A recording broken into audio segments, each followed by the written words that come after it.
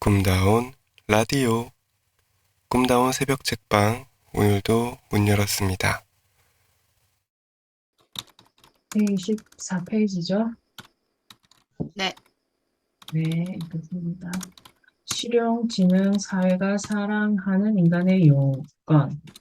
심리학자 로버트 스탠버그는 폭력적인 랩 음악을 통해 자신의 인생관을 표현하거나 교수에게 수업을 오전에서 오후로 옮겨달라고 설득하는 데 쓰이는 특정한 기술을 실용지능이라 부른다. 스탠버그에 따르면 실용지능은 뭔가를 누구에게 말해야 할지, 어떻게 말해야 최대한 효과를 거둘 수 있을지 등은 아는 것을 포함한다. 이것은 방법에 관한 것이다. 뭔가를 어떻게 할 줄 아는가와 관련되어 있을 뿐 자신이 그것을 알거나 설명할 줄 아는 것과는 무관하다. 이것은 본질적으로 실천의 문제이다.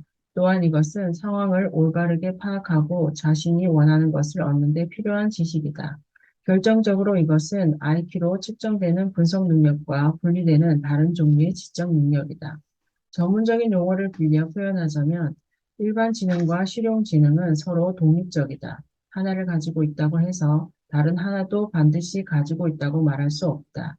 엄청난 분석 지능이 있으면서 실용 지능은 매우 빈약할 수도 있고 풍부한 실용 지능이 있으면서 대단치 않은 분석 지능만 있을 수도 있다. 아니면 로버트 오펜하이머 같은 행운아처럼 둘 다 많이 갖고 있을 수도 있다. 그렇다면 실용 지능은 어디서 오는 것일까? 우리는 분석 지능이 어디서 오는지 알고 있다. 그것은 적어도 부분적으로는 유전자로부터 온다. 크리스 랭거는 6개월부터 말하기 시작했고 3살 때 읽는 법을 스스로 깨우쳤다. 한마디로 그는 똑똑하게 태어났다. 어떤 면에서 IQ는 선천적인 능력의 척도이다. 하지만 실용지능은 후천적으로 습득해야 하는 지식이다. 그리고 우리는 그 지식을 대부분 가족에게서 배운다. 메릴랜드 대학의 사회학자 아네트 라루의 연구가 이 과정을 이해하는 데 필요한 최선의 설명을 제공할 것 같아. 수년 전 그는 세 계층으로 나뉜 가족 집단에 대해 흥미로운 연구 결과를 내놓았다. 라루는 부유한 집안과 가난한 집안에서 흑인 그리고 백인 어린이들을 골고루 선별해 모두 12집안을 조사했다. 라루의 연구팀은 각 가정을 적어도 20회 이상 방문해 1시간 이상씩 관찰했다. 그들은 마치 애완견처럼 교회와 축구 경기 관람, 병원 방문 등 일이 있을 때마다 한 손에는 녹음기를 다른 한 손에는 노트를 들고 관찰 대상을 따라다녔다. 이렇게 밀착해서 관찰을 했으니 아이를 키우는 12가지 다양한 방법이 발견되지 않았을까?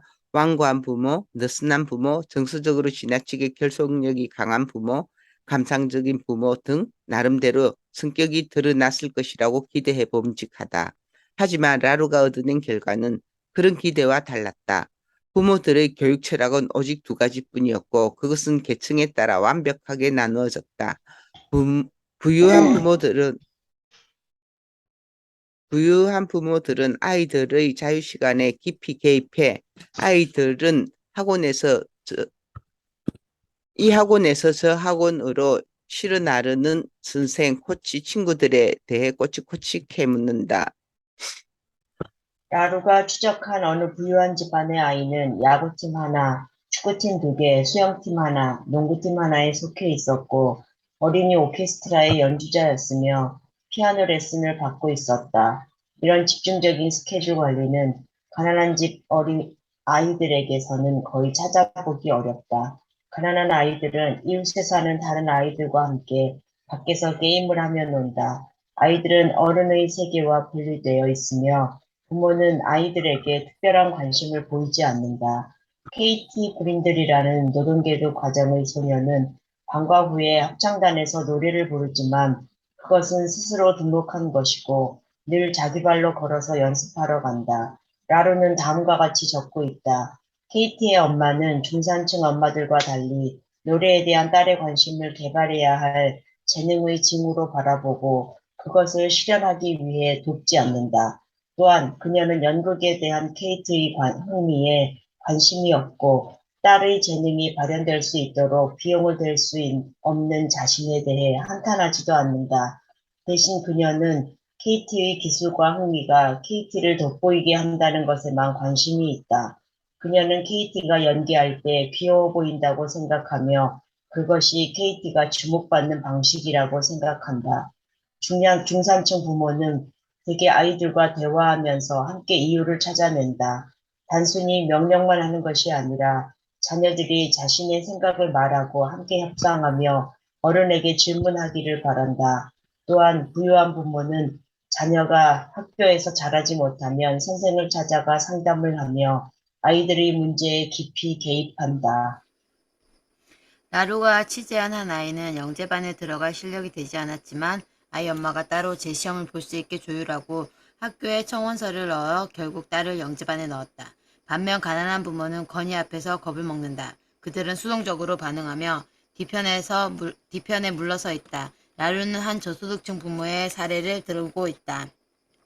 학부모, 교사, 간담회에서 맥칼리스터는 목소리가 작아졌다. 평소에는 사교적이고 활발한 성격이었지만 그날은 의자 깊숙이 앉아 재킷에 지퍼까지 올리고 조용히 앉아 있었다.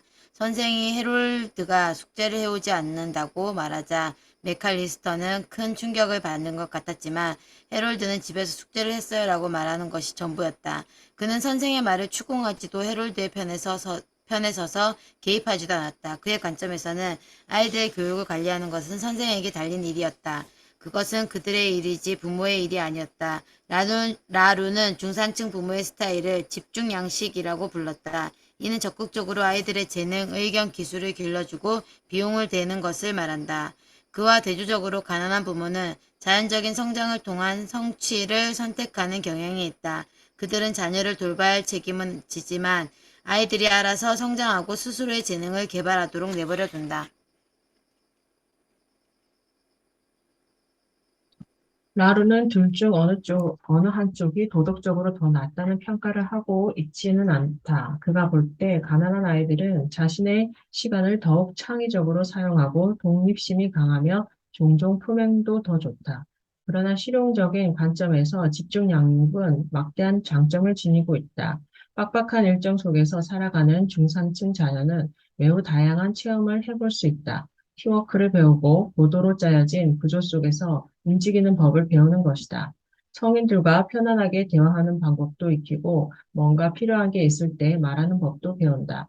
라루의 표현에 따르자면 중산층 자녀는 권한에 대한 감각을 익힌다. 물론 권한이라는 말은 오늘날 부정적 어감을 지니고 있지만 라루는 그 용어의 뜻을 이렇게 풀이한다. 중산층 자녀는 자신의 개인적 선호를 충족시키는 것은 물론 어떤 기관의 상황을 적극적으로 활용할 권리가 있는 것처럼 행동한다. 또한 그들은 정보를 공유하고 관심을 요구하는 일에 편안함을 느낀다. 이들이 자신의 선호를 충족시키기 위해 관심을 요구하는 법을 배우기 때문이다. 더불어 규칙을 알고 4학년만 되어도 이익을 얻기 위해 자기 목소리를 낼 줄 안다. 심지어 선생과 의사에게 특별한 요청을 하기도 한다. 이와 달리 가난한 계층의 아이들은 거리를 두고 행동하며 신뢰하지 않고 저항하는 특징을 보인다. 그들은 어떤 환경에 놓이든 최선을 다해 자신의 의견을 관찰시키는 혹은 라루의 환상적인 표현을 빌리자면 최적화하는 방법을 모른다. 라루는 9살 소년인 알렉스 윌리엄스가 어머니 크리스티나와 함께 진찰을 받으러 가는 장면을 보여주고 있다. 윌리엄스 집안은 전문직에 종사하고 있는 부유한 편이다. 크리스티나는 병원으로 향하는 차 안에서 알렉스에게 말했다. 알렉스, 의사 선생님께 물어볼 것을 생각해야지. 궁금한 것은 뭐든 물어볼 수 있단다. 부끄러워하지 말고 뭐든 물어봐. 알렉스는 잠시 생각하더니 이렇게 말했다. 데오드란트를 발랐더니 팔 아래에서 오돌톨톨한 게 났어요. 정말? 새로 산 데오드란트를 말하는 거니? 네. 그럼 의사 선생님께 그걸 물어보도록 해. 라루는 알렉스의 어머니가 알렉스에게 말할 권리가 있다는 것을 가르치고 있다고 적고 있다.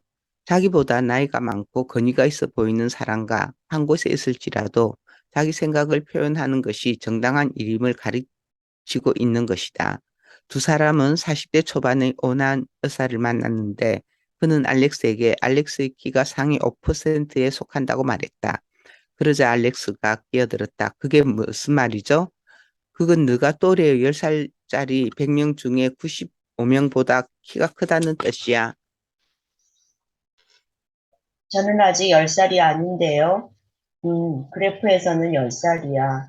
너는 9년 10개월인데 그래프를 그릴 때는 좀 더 가까운 쪽의 나이를 쓰게 되어 있거든. 알렉스가 얼마나 서슴없이 의사의 말에 끼어드는지 보라. 이것이 권한이다. 알렉스의 어머니는 아들이 권위 있는 위치에 앉은 사람에게 자기 주장을 할 수 있기를 바라기 때문에 사소한 무례는 용납하고 있다. 이제 의사가 검진을 위한 사전 절차를 끝내고 마지막으로 물었다. 좋아, 검진하기 전에 물어보고 싶은 게 있니? 하나 있어요. 팔에 혹이 났는데요, 이 근처에. 알렉스는 의사 앞으로 팔뚝을 쑥 내밀었다. 아래쪽에? 네. 그래, 검진을 할 때 그곳을 좀 더 자세히 봐야겠구나. 아프거나 가렵지는 않니? 아니요, 그냥 좀 오돌토돌할 뿐이에요. 그래, 그럼 어디 그걸 좀 보도록 할까? 라루에 따르면 가난한 계층의 아이들은 이렇게 대응하지 못한다고 한다. 그들은 눈을 내리깔고 질문에 대해서만 조용한 목소리로 고분고분 대답한다. 하지만 알렉스는 다른 모습을 보여주고 있다. 라루는 물어보기 위해 준비한 내용을 기억해내는 동안 알렉스는 의사의 관심을 얻어냈고 그것을 자신이 원하는 주제로 끌고 갔다고 적고 있다. 이 과정에서 알렉스는 어른들에게서 자신에게로 힘의 균형을 이동시키는 데 성공했으며 그 전환은 대체로 부드럽게 이루어졌다. 알렉스는 어른의 관심과 흥미를 끌만한 특별한 존재로서 계속 존중을 받았다. 이것이 집중 양육 전략의 가장 큰 특징을 이룬다. 알렉스는 의사 앞에서 괜한 허세를 부리지 않았다. 그는 부모와 하던 대로 이유를 묻고 협상하고 농담을 하면서 대화를 이끌어갔다. 자신이 놓인 상황에 대응하는 방식을 익히는 것은 매우 중요하다. 그것은 유전되는 것이 아니다. 그 능력은 인종에 따라 나뉘지도 않는다. 사실 알렉스는 흑인이고 케이티는 백인이다. 이것은 문화적인 요소이다. 어린 시절부터 알렉스의 부모가 교양 있는 방식으로 점잖게 설득하는 방법, 거절하는 방법, 격려하는 방법 등을 가르치고 진료를 받은 경우처럼 기회가 있을 때마다 예행 연습까지 시켰기 때문에 알렉스가 그런 기술을 습득했을 뿐이다. 라루는 사회적으로 높은 계층의 장점 중 가장 큰 부분이 바로 이것이라고 주장한다. 알렉스가 KT보다 유리한 위치에 있는 이유는 부유한 덕분에 좋은 학교에 다니기도 하지만 동시에 현대사회에 적합한 태도와 자세를 익히기 때문이다. 집중 양식의 최대 수혜자 오펜하이머. 바로 이것이 오펜하이머에게는 있고 랭건에게는 없는 장점이다. 오펜하이머는 예술가이자 성공적인 의류 생산업자를 아버지로 둔 덕에 맨하튼에서 부유한 이웃과 함께 성장했다. 그의 유년기는 말 그대로 집중 양육의 대표적인 사례이다. 주말마다 오펜하이머 가족은 최고급 자동차를 타고 교회로 드라이브를 나갔다. 또한 오펜하이머는 센트럴파크 서쪽의 에티컬 컬처 스쿨에 들어갔는데 그 학교는 전국에서 가장 진보적인 곳이었다. 그의 전기를 쓴 저자들에 따르면 그곳은 학생들에게 그들이 세상을 바꿀 주인공이라는 강한 자부심을 심어주었다. 특히 명석한 오펜하이머가 지루해 한다는 것을 알아챈 수학 선생은 그가 혼자서 공부할 수 있도록 자유롭게 해주었다. 오펜하이머는 어린 시절에 열정적으로 암석을 수집했다. 12살 때 그는 그 지역 지리학자들과 함께 센트럴파크에서 관찰한 암석의 형성을 연구했고 눈부신 활약 덕분에 뉴욕 지질학회에 초청을 받게 되었다. 셔윈과 버드의 책에 따르면 그 아들의 취미에 대한 오펜하이머 부모의 반응은 집중 양육의 교과서적 사례라고 할 만하다.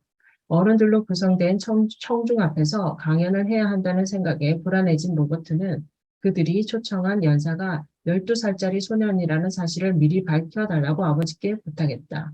운명의 저녁, 로버트는 부모와 함께 학교에 등장했고 부모는 자랑스러운 듯 로버트 오펜하이머라 아들을 소개했다. 로버트가 연단에 오르자 예기치 못한 사태에 깜짝 놀란 지질학자와 아마추어 암석 수집가들은 벼락처럼 웃음을 터뜨리기 시작했다. 연단 너머로 뻣뻣한 검은 머리카락만 간신히 보였기 때문이다. 로버트가 올라서서 강연할 나무 상자를 필요했다. 부끄럽고 당황스러웠지만 로버트는 침착하게 준비해간 원고를 읽었고 진심에서 우러나온 박수와 함께 연단을 내려올 수 있었다. 오펜하이머가 인생의 도전을 수월하게 헤쳐나간 것이 아직도 놀라운가? 자수성가한 사업가의 아들은 어린 시절부터 빡빡한 조건 아래서 협상을 한다는 것이 무엇인지 배웠다. 에지컬 컬처 스쿨 역시 케임브리지의 교수들 앞에서도 기죽지 않고 자기 생각을 말하는 법을 가르쳤다. 여기 하버드에서 물리학을 배웠으니 MIT에서 공학을 전공한 장군과 이야기하는 법을 아는 것은 당연하다. 반대로 크리스 랭거는 보즈만의 황량한 환경에서 성장했고 집안은 늘 술에 취해 화를 내는 양아버지가 지배하고 있었다. 마크 랭거는 우리는 양아버지의 건의 앞에서 진정한 쓴맛을 보았습니다라고 말했다. 랭거는 어린 시절에 건의에 대한 불신과 홀로 써야 한다는 것을 배웠다. 그의 부모는 의사에게 자기 생각을 말하는 법을 가르쳐 주지 않았고 높은 자리에 있는 사람에게 질문하고 협상하는 방법을 알려주지 않았다. 그는 권한을 배우는 대신 불신, 거리를 두는 법, 의심을 하는 법 등을 배운 것이다. 이는 아주 사소한 것 같지만 보즈만을 벗어난 바깥 세상에서 살아가는데 이 결함은 치명적 장애가 되었다. 마크는 불행했던 시절의 아픔을 솔직하게 털어놓았다. 저 역시 재정적 도움을 한 번도 받아본 적이 없어요. 우리는 서류 작성이나 수표 관리 등에 대해 아무것도 몰랐죠. 그런 것은 우리가 자라온 환경에서 본 적도 없습니다. 만약 크리스 형이 부잣집에서 태어났다면, 가령 중요한 사람들과 접촉하는 전문직 종사자의 아들로 태어났다면 아마도 17살에 박사학위를 따는 그런 사람이 되었을 겁니다. 우리는 문화 속에서 스스로를 찾아내고 규정한다. 크리스는 일률적인 데다 이미 알고 있는 교과 과정에 지루해했고 선생들의 교육에 집중하지 않아 말을 듣지 않는다는 지적을 당했다. 또 다른 동생 제프가 그러한 사실을 꼬집었다.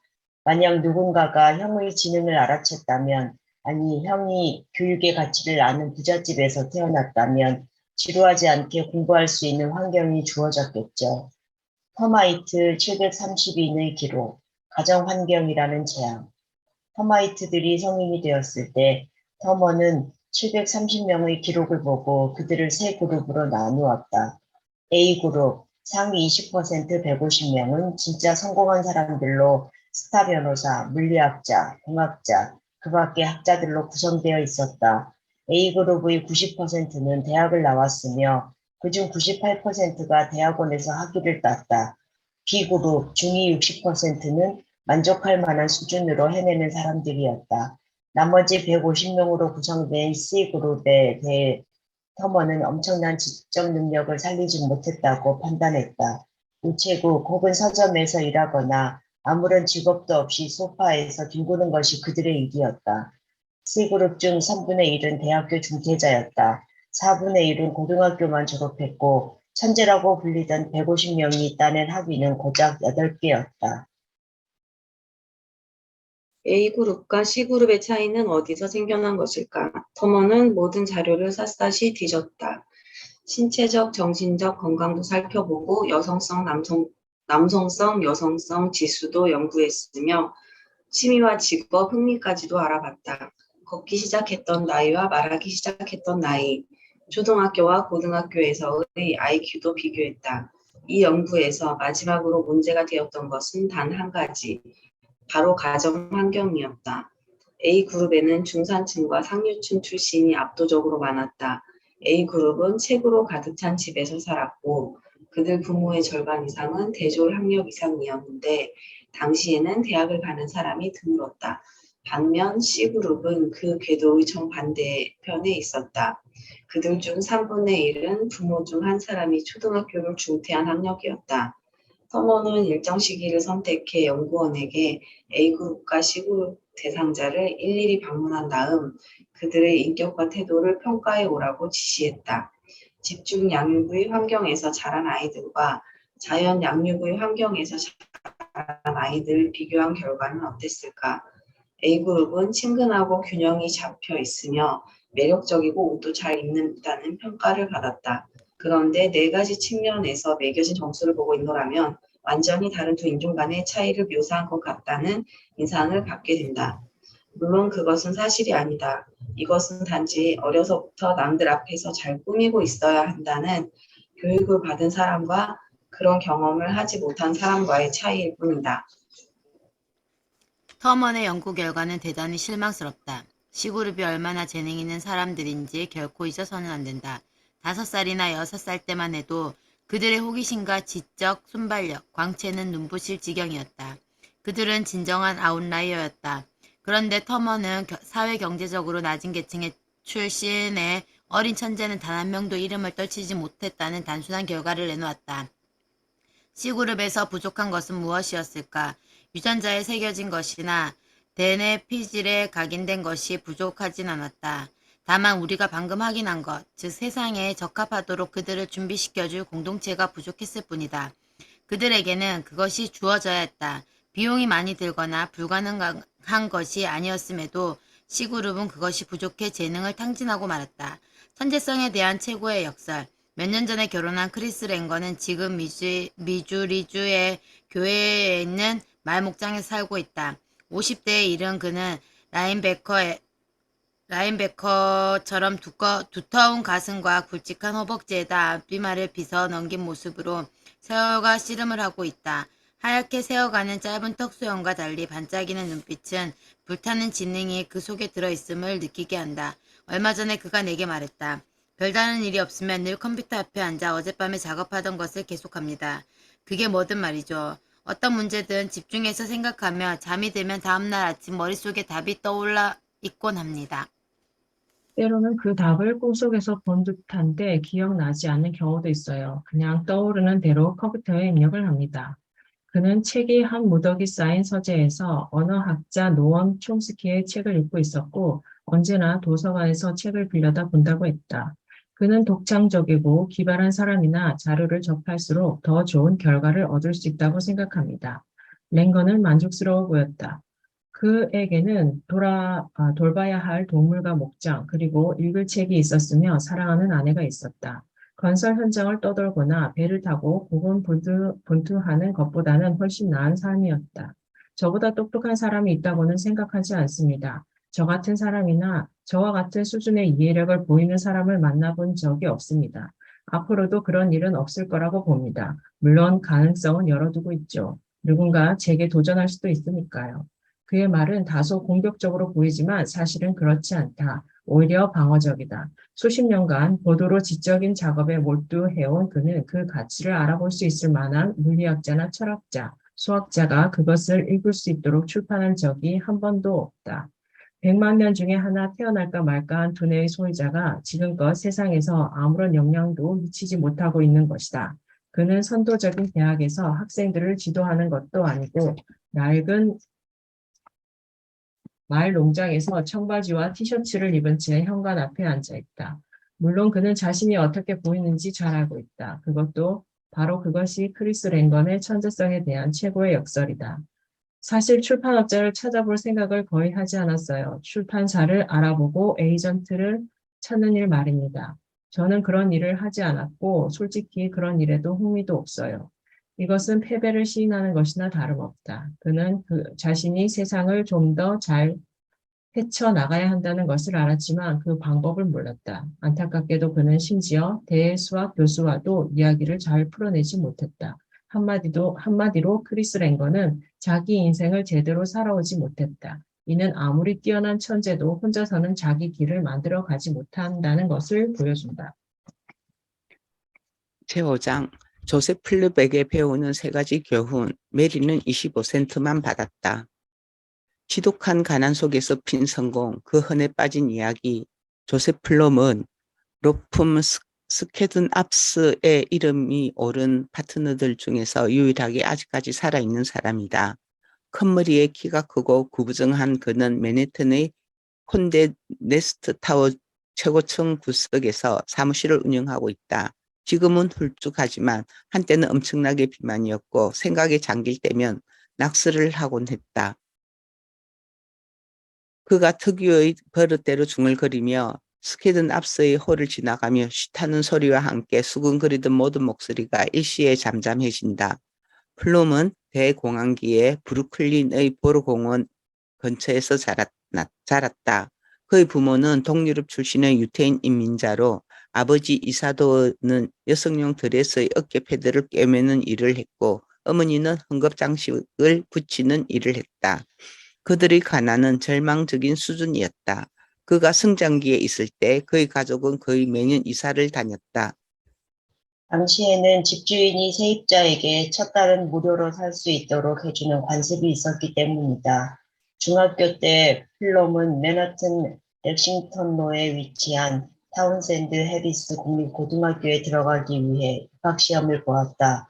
뛰어난 작곡가 조지 버슈원, 소아마비 백신의 발명자 조나스 소크를 거론하지 않더라도 이 학교는 설립된 지 40년 만에 노벨상 수상자 3명, 퓰리처상 수상자 6명, 대법관 1명을 배출한 명문이었다. 다행히 플롬은 시험에 합격했지만 가난은 여전히 그의 등짝을 들러붙어 있었다. 그의 어머니는 아침마다 밥값으로 동전 한 입을 주었고 그 돈으로 그는 핫도그 가게에서 도넛 3개, 오렌지 주스, 그리고 커피를 사 먹었다. 학교가 끝나면 의류상가에서 손수레를 몰며 돈을 벌어야 하는 힘겨운 삶은 여전히 이어졌다. 이후 맨하튼의 시티 대학에서 낮에는 일을 해가며 야간에 2년간 공부했고 군복무를 마친 다음에는 하버드 로스쿨에 지원했다. 사실 그는 대학에서 학위를 받지 못했지만 하버드는 그를 받아주었다. 6살 때부터 법조계에서 일하고 싶다는 꿈을 키웠습니다. 하버드에서 저를 왜 받아주었느냐고요? 제가 얼마나 끝내주는 인물인지 글을 써서 보냈거든요. 1940년대 말에 하버드에 들어간 그는 노트에 필기를 해본 적이 없었다. 플럼의 하버드 대학 친구인 찰스 하는 그가 얼마나 독특한 인물이었는지 들려주었다. 우리는 모두 첫 해에 정성스럽게 수업 노트를 작성한 다음 계략을 잡고 검토하고 다른 종이 위에 습자지를 대고 따라 그리는 어리석은 짓을 해야만 했습니다. 그것이 우리가 사건에 대해 배우는 정형화된 방법이었죠. 하지만 존은 그 짓을 하지 않았습니다. 그러면서도 변호사처럼 생각하는데 뛰어난 자질을 보였지요. 판결에 관한 한 대단한 지적 능력을 발휘했습니다. 플럼은 하버드에서 가장 우수한 학생들만 들어갈 수 있는 로 리뷰에 들어갔다. 그리고 채용 기간인 2학년 크리스마스 방학 시즌에 당시 뉴욕에 있던 대형 로펌들로 인터뷰를 하러 갔다. 플럼은 그때를 회상하며 약간 인상을 찌푸렸다. 저는 작달막한 데다 못생기고 무례했으며 뚱뚱했지요. 다들 껄끄러워하는 것 같았습니다. 채용 기간이 끝났을 때 동기들 중에서 직장을 잡지 못한 2명 중 하나가 바로 저였습니다. 어느 날 교수 한 분이 새롭게 로펌을 여는 사람들을 소개해 주더군요. 그들을 찾아가니 내내 고객이 없는 로펌을 운영하는 게 얼마나 위험한지에 대해 말하더라고요. 대화를 하면 할수록 그들이 마음에 들었습니다. 그래서 저는 젠장 뭐가 됐든 한번 해봅시다라고 말했죠. 우리는 급여를 위해 1년에 최소한 3,600달러를 벌어야만 했어요. 처음에는 월스트리트의 대형 로펌에서 승진하는 데 실패한 마셜 스캐든, 레슬리 압스, 그리고 페남 항공사에서 일했던 존 슬레이트만 함께 일했다. 그들은 윌스트리트의 리먼 브러더스 빌딩 꼭대기에 사무실을 열었고 플럼은 그들의 조수로 일했다. 플럼은 웃으면서 한마디 툭 던졌다. 우리가 어떤 법을 전문으로 했을까요? 허허, 전문이고 뭐고 의뢰가 들어오면 무조건 했죠. 1954년 플럼은 스캐든 압스의 관리자로 승진했고 그 로펌은 눈덩이 굴리듯 성장하기 시작했다. 고용 변호사가 100명이 되더니 곧이어 200명으로 늘었다. 변호사가 300명이 되었을 때 파트너 중 한 명이 모리스 크레머가 젊은 로스쿨 졸업생들을 데려오는 일에 죄책감이 느껴진다고 말했다. 그는 스캐든 압스가 지나치게 비대해져 더 이상 성장하기가 어렵고 수많은 고용인을 승진시키는 일은 더더욱 어려운 일이라고 말했다. 하지만 한 번도 야심을 잃어본 적이 없던 플럼은 이렇게 대답했다. 우리는 곧 1000명이 될 겁니다. 오늘날 스케든 압스는 2,000명의 변호사와 전 세계의 거미줄처럼 퍼진 23개의 사무실을 자랑하며 한 해에 10억 달러 이상을 벌어들인다. 한마디로 세계적인 로펌으로 성장한 것이다. 플럼의 사무실에는 그가 조지 부시 그리고 빌 클린턴과 함께 찍은 사진이 걸려있고 맨하튼 동쪽에 위치한 그의 드넓은 아파트는 화려한 빌딩 속에 파묻혀 있다. 지난 30년간 포춘 500대 기업은 다른 기업에 합병되거나 다른 기업을 합병하러 할 때 혹은 뭔가 일이 생겨 큰 돈을 써야 할 때마다 조셉 플롬을 변호사로 택했고 스케든 압스와 로펌을 계약했다.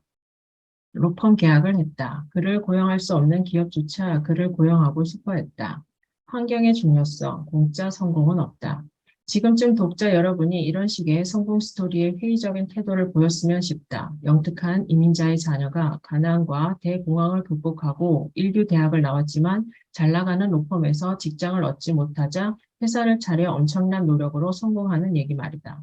이런 것은 거지가 부자로 거듭나는 성공담인데 우리는 지금까지 하키 선수와 소프트웨어 백만장자 그리고 터마이트들을 통해 그런 건 없다고 배웠다. 혼자서 성공하는 사람은 없다. 그들의 성공은 특정한 장소와 환경의 산물이다. 빌 조이나 크리스 랭건의 사례와 마찬가지로 이제 조셉 플롬의 얘기를 살펴볼 계획인데 이번에는 앞서 배운 내용들을 하나씩 점검한 후에 시작하기로 하자. 플롬의 지능이나 인격, 야심 등은 언급할 필요가 없을 것 같다. 그만한 자질도 갖추지 못하고 세계적인 로펌 회사를 키워냈을 리가 없지 않은가. 그의 천재성을 입증하기 위해 그의 고객과의 인터뷰 내용을 인용하는 것도 그만두련다. 스케든, 압스, 슬레이트, 미거, 그리고 플롬의 혜성 같은 등장에 대한 형용색색의 전설도 더는 이야기하지 않겠다. 대신 결정적인 질문에 대한 대답을 찾기 위해 플럼이 자랐던 뉴욕의 이민자 사회 로스쿨의 동료들 모리스 젠클로우와 그의 아들 모트 그리고 루이스와 레기나 보르게니시트라는 특별한 부부에 대해 이야기하고자 한다. 플럼은 어떤 기회를 누렸을까? 우리는 지금까지의 내용을 통해 아웃라이어들이 자기 길을 걷는 중에 언제나 도움을 받곤 한다는 것을 알게 되었다. 그렇다면 플럼이 자라온 환경의 생태학에서도 어떤 조건이 그를 성공으로 이끌었는지 밝혀낼 수 있지 않을까? 우리가 거지에서 부자로 태어나는 성공담을 입에 올리는 이유는 외로운 영웅이 덮쳐오는 고난과 맞서 싸운다는 얘기가 우리를 매료시키기 때문이다. 플럼의 실제 인생 이야기는 신화화된 것보다 훨씬 흥미진진하다. 왜냐하면 일반적으로 단점으로 여겨지는 것들, 가령 가난한 어리업자의 아들이라는 것, 유태인이 심하게 차별을 당하던 무렵에 유태인으로 태어났다는 것, 대공황기에 성장했다는 것이 예기치 않게 장점으로 돌변했기 때문이다. 조셉 플럼은 아웃라이어다. 하지만 그는 여러분이 생각하는 그런 이유로 아웃라이어가 된 것은 아니다. 이번 장의 끝에 이르면 우리는 몇 가지 교훈을 얻게 될 것이다. 또한 그 교훈은 뉴욕의 변호사들에게 적용해 보면 추가 정보가 없어도 성공하는 변호사의 가정 환경과 나이를 추론할 수 있을 것이다. 왜냐하면 조셉 플럼에게 적용된 성공 규칙이 이들에게도 유효하기 때문이다. 첫 번째 교훈, 유대인이라는 정체성. 끔찍하게 불평등한 현실과 스타 변호사.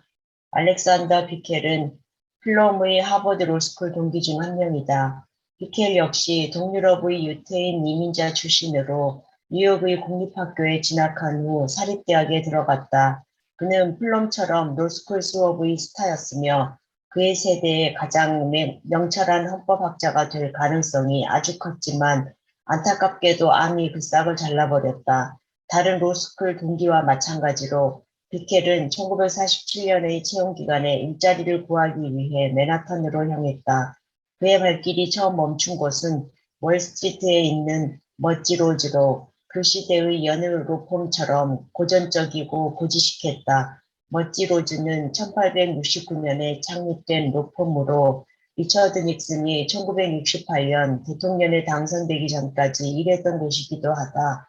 우리는 신문지상에 딱 두 번 이름이 오르내리는 연인과도 여인과도 같다. 태어났을 때와 죽을 때, 그 회사의 한 선배 파트너가 내놓은 명언이다. 여러 단계의 인터뷰를 거친 그는 마침내 그럴듯한 명언을 내놓는 그 선배 파트너와 인터뷰를 하기 위해 도서관으로 안내되었다. 그 장면을 한번 상상해 보시라. 칸막이가 쳐진 어두운 방에 예술적인 무늬가 수놓은 페르시아 양탄자가 깔려 있고 가죽 정장을 입은 두꺼운 법률 서적이 층층이 쌓인 가운데 멋지와 로지의 유화가 벽에 걸려 있는 모습을 말이다. 수년 후 비켈은 이렇게 말했다. 제가 전체 인터뷰 과정을 끝마치고 모든 것을 통과하자 그 선배 파트너에게 인도되었고 그는 제 선조에 대한 이야기를 해보라고 하더군요. 비켈이 이민자 출신이라는 배경을 완곡한 어법으로 표현하기 위해 얼마나 머리를 써야 했을지 충분히 짐작이 가는 대목이다. 저는 분명 잘 대답했습니다. 하지만 저는 그런 고전적인 로펌에서는 출신 배경에 상당히 까다로운 잣대를 들이댄다는 것을 이해했어야 했습니다. 그리고 그가 제 말에 고개를 끄덕이며 이해하는 척하는 동안에도 그들이 일자리를 줄 가능성은 거의 없다는 것을 알아야만 했죠. 단지 그들은 제가 하는 것을 보며 즐기고 있었을 뿐입니다. 비켈의 인터뷰 내용을 보면 그의 화려한 명성에 걸맞지 않은 배경이 있음을 알게 된 선배가 오히려 더 당황했을지도 모른다는 생각이 든다. 비켈은 빛나는 책을 써낸 사람이었다. 멋진 로즈가 단지 출신 배경을 문제 삼아 비켈을 거부한 것은 마치 시카고 불스가 마이클 조던이 노스캐롤라이나 출신의 껄끄러운 흑인 소년이라는 이유로 거부하는 것과 다를 바 없는 일이었다. 그건 말이 안 된다. 비켈에게 당시의 경험담을 듣던 인터뷰어가 안타까운 마음에 물었다. 하지만 당신은 스타였잖아요. 당신 정도면 예외적인 경우에 속하지 않나요? 비켈은 쓰는 숨을 지으며 중얼거렸다. 스타라. 1940년대와 1950년대 뉴욕의 오래된 로펌들은 마치 개인 클럽처럼 운영되었다. 이들의 심장부는 언제나 맨하튼의 중심가 혹은 윌스트리트 안팎의 바위처럼 서 있는 빌딩에 자리 잡았고 최고의 로펌들은 아이비리그 학교 출신의 같은 교회를 다녔으며 롱아일랜드 해변의 마을에서 여름을 함께 보냈다. 이들은 주로 보수적인 회색 수트를 입었는데 컨츄리 클럽이나 칵테일 파티를 즐길 때는 화이트 벅스를 신었기 때문에 이들로 구성된 로펌은 하얀 신발로 부르기도 했다.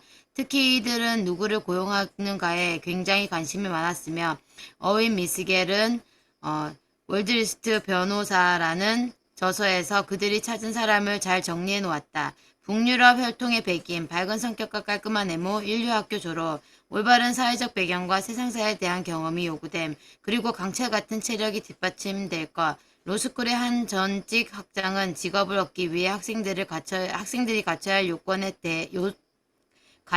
할 요소에 대해 이야기하다가 좀 더 현실적인 그림을 그려주었다. 직장을 구하려면 집안 배경이 탄탄하거나 충분한 능력, 충분한 인격적 요소, 아니면 이 모든 것을 갖춰야 한다. 만약 누군가가 이 요소 중 하나만 갖고 있다면 그는 직장을 구할 수 있다. 두 개를 갖고 있다면 그는 직장을 선택할 수 있다.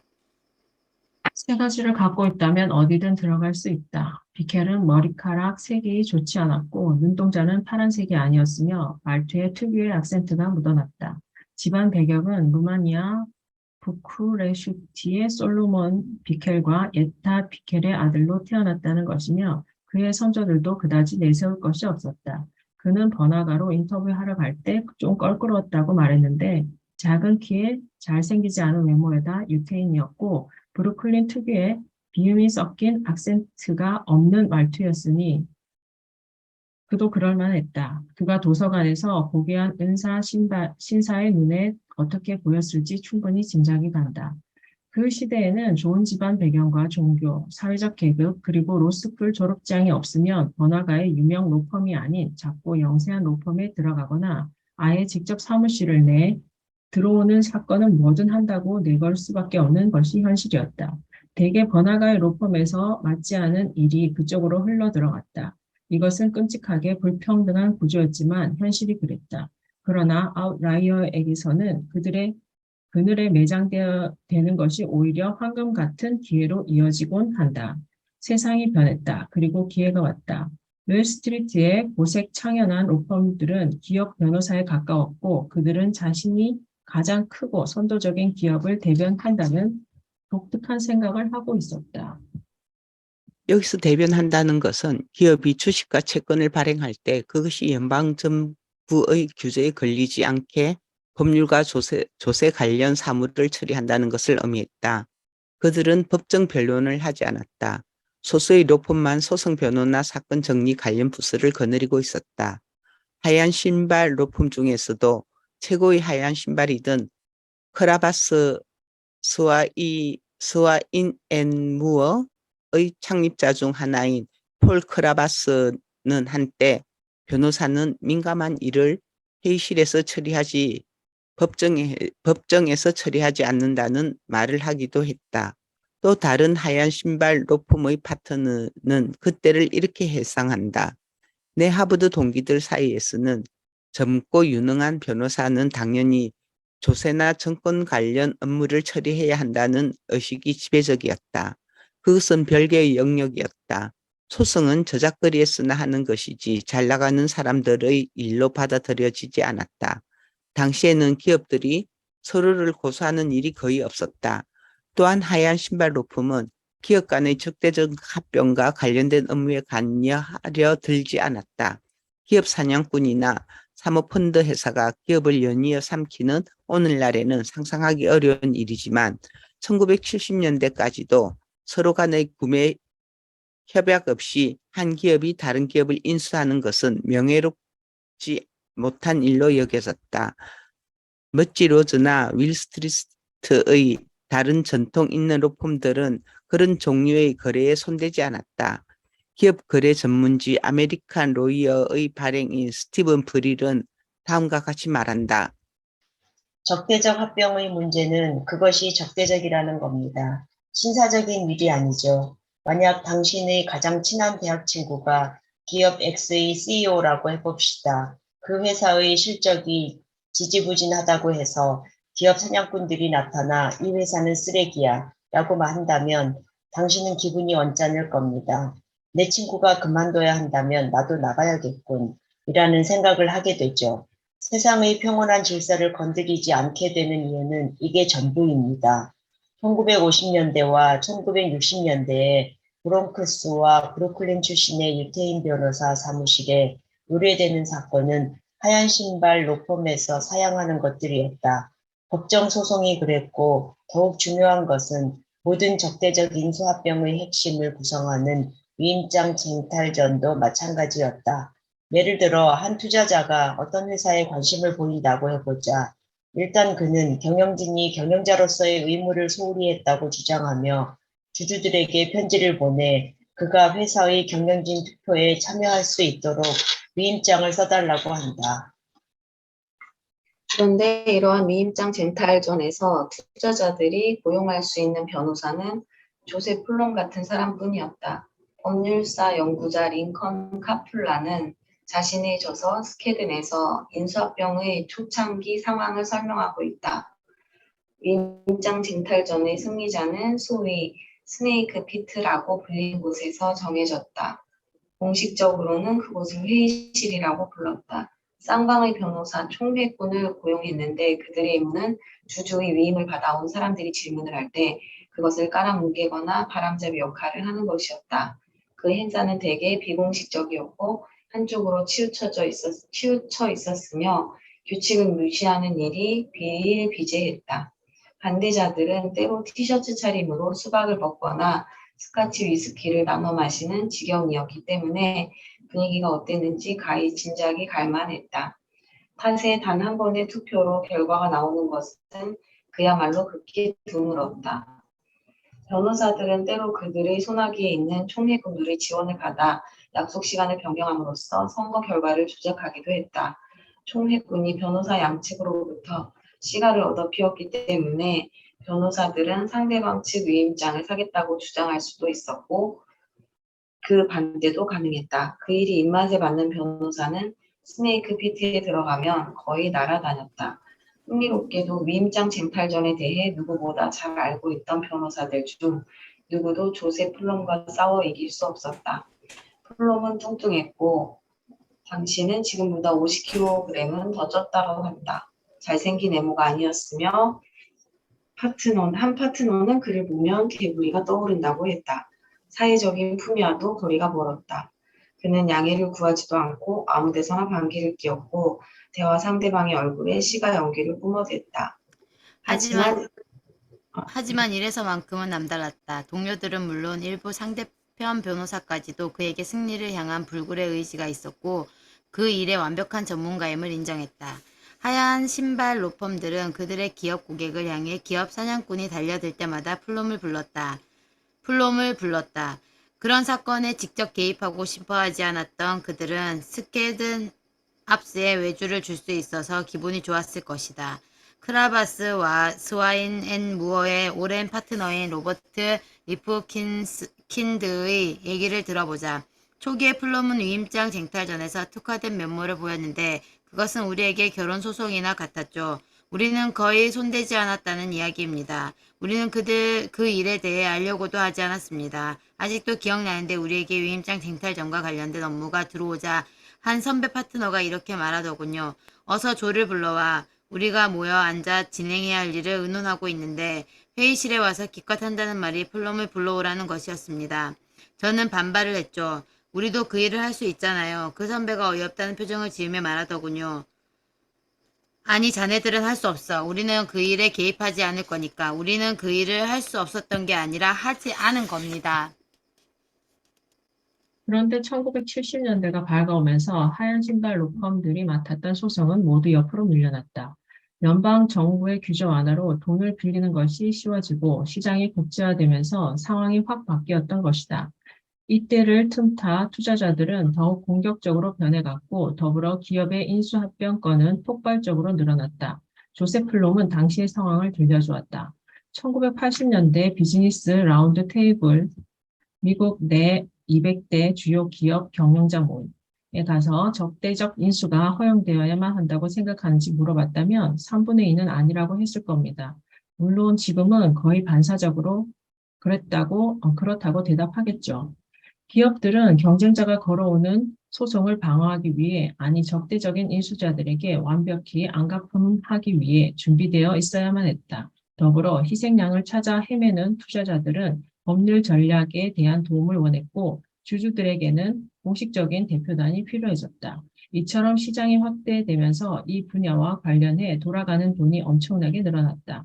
1970년대 중반부터 1980년대 말까지 기업 합병 및 취득과 관련해 웰스트리트에서 운용되는 금액은 매년 2000%씩 늘어났으며 총액은 2,500억 달러에 달했다. 하얀 신발 로펌들이 결코 하고 싶지 않았던 적대적 인수 합병 분야가 확 떠오르면서 법조계가 갑자기 지각 변동이 일어났다. 법조계에서 가장 중요해진 두 분야의 최고 전문가는 과연 누구였을까? 10에서 15년 전 번화가의 로펌에서 직장을 얻지 못해 자기들끼리 사무실을 낸 이류 로펌들이 바로 그 주인공이었다. 프롬이 호탕하게 말했다. 하얀 신발 로펌들은 해임이 한창 진행될 때까지 적대적 인수합병을 거들떠 보지도 않았죠. 이봐, 우리도 이 일을 해야 하는 거 아니야? 하면서 끼어들기로 결정할 때까지 저를 혼자 내버려뒀죠. 그 분야에서는 한번 명성을 얻으면 일감은 알아서 들어옵니다. 그러면 플럼의 사례가 빌 게이츠나 빌 조이의 이야기와 얼마나 유사한지 한번 생각해보자. 그들은 세계적인 성공을 거두겠다는 희망 따위도 없이 앞날이 뚜렷하지 않은 분야를 선택했다. 하지만 그들이 선택한 분야에서 그야말로 붐이 일어났고 그들은 이미 1만 시간의 훈련을 치른 다음이었다.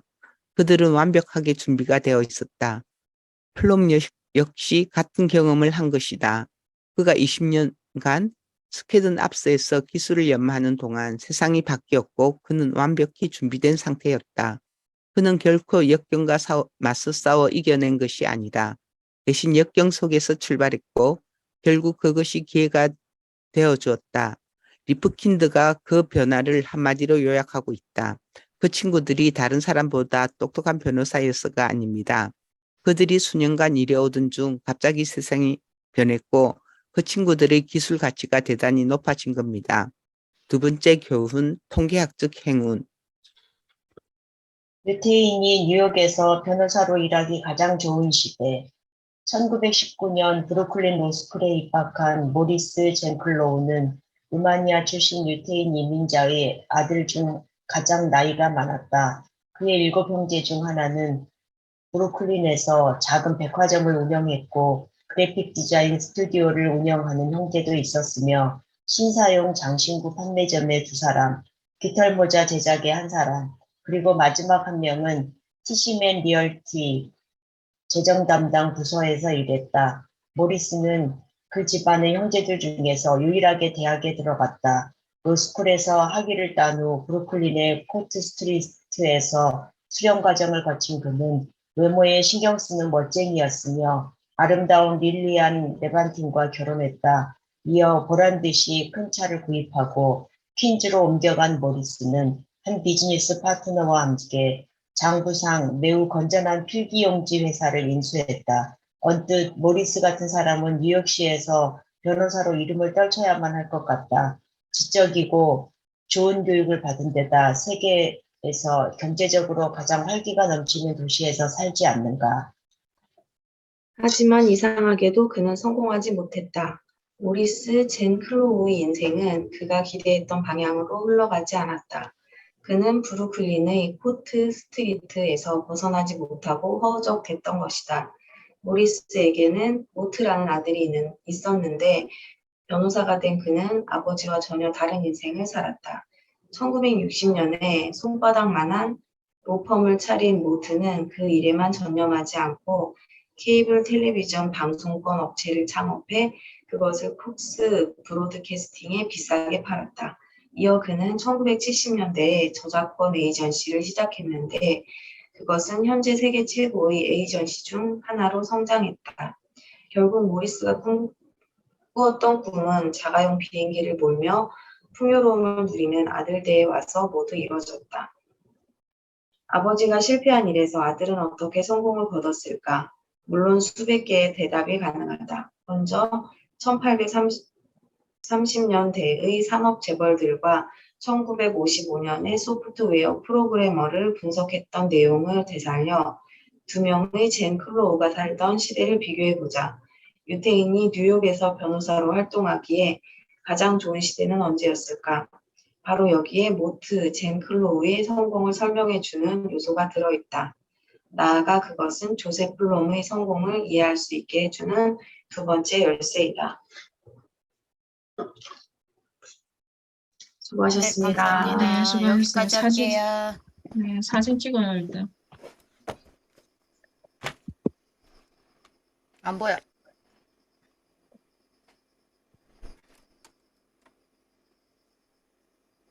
안 보여요. 어떻게 찍어야 되지? 찍을게요. 네, 하나, 둘, 셋. 감사합니다. 감사합니다. 감사합니다.